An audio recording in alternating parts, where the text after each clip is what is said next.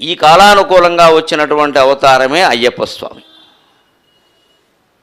అందుకే ఆయన ఆశ్చర్యకరంగా మానవ జీవిత చరిత్రలో కాదు, పురాణాల చరిత్రలో కూడా ఆశ్చర్యకరంగా ఇద్దరు పురుష దేవతలకి సంతానంగా జన్మించాడు ఆయన, శివకేశవ తనయుడు. ఇది ఎక్కడ విచిత్రం ఇది? దేవతల్లో కూడా ఎవరైనా పుడితే ఓ దేవుడు దేవత ఎవరైనా పుట్టారంటే తల్లి తండ్రి అంటారు. తల్లి సహజంగా స్త్రీ అయి ఉంటుంది, గణపతి దేవుడు, తల్లి పార్వతీదేవి, తండ్రి పరమేశ్వరుడు. స్త్రీ పురుషులే కదా, ఇద్దరు పురుషులు కాదుగా. కుమారస్వామి తల్లిదండ్రులు ఇద్దరు స్త్రీ పురుషులే కదా, ఇద్దరు పురుషులు ఇద్దరు స్త్రీలు కాదు కదా. మరి ఒక అయ్యప్ప స్వామికి మాత్రం ఇద్దరు పురుషులు తల్లిదండ్రులు ఎలా అవుతారండి? ఆ అవతార రహస్యం అంతా అందులోనే ఉంది.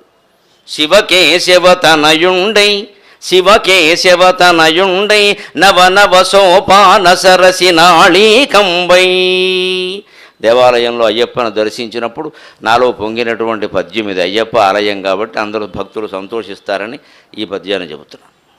శివకేశవతనయుండై నవనవ సోపాన సరసి నాళీకంబై భువి వెలిగించడి దివియై భువి వెలిగించడి దివియై అవతారమునెత్తు స్వామి అయ్యప్ప శరణం.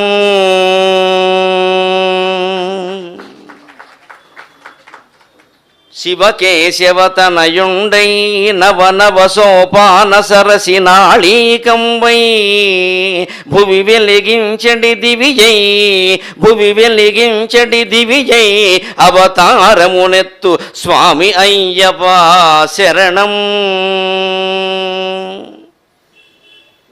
శివకేశవులకు తనయుడుగా ఆయన ఎందుకు జన్మించాడు అంటే భగవంతుని యొక్క తత్వంలో భగవంతుని యొక్క శక్తికి సమర్థతకి సాధ్యం కాని పని అనేది ఉండదు.